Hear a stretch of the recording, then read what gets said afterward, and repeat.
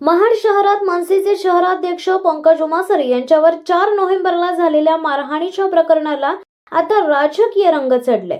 मनसेकडून या हल्ल्याचा मुख्य सूत्रधार राज्याचे फलोत्पादन मंत्री भरत गोगावले यांचा मुलगा विकास गोगावले असल्याचा गंभीर आरोप करण्यात आलाय।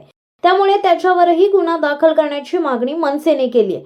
मनसेचे दक्षिण रायगड जिल्हा संपर्क प्रमुख दिलीप सांगळे यांनी विकास गोगावलेंचे नाव गुन्ह्यात समाविष्ट करण्यासाठी महाड पोलिसांकडे लेखी तक्रार दिली आहे। सध्या या प्रकरणात शिंदे गटाच्या माजी सभापती सपना मालुसरे आणि आणखी 8 जणांवर गुन्हा दाखल झाले, मात्र अद्याप अटक झालेली नाहीये। त्यामुळे मनसेत नाराजी वाढली आहे। मनसेचे नेते अविनाश जाधव आणि स्थानिक कार्यकर्त्यांनी पोलीस अधिकाऱ्यांची भेट घेऊन निषेध नोंदवलाय।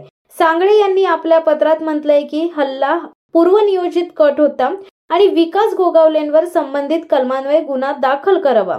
मनसेने इशारा दिलाय की जर आरोपींना 8 नोव्हेंबर पर्यंत अटक झाली नाही तर 10 नोव्हेंबरला महाड बंद ठेवला जाईल। मुंबई आणि ठाण्यातून मनसैनिक महाडमध्ये दाखल होण्याची शक्यता व्यक्त केली जात आहे।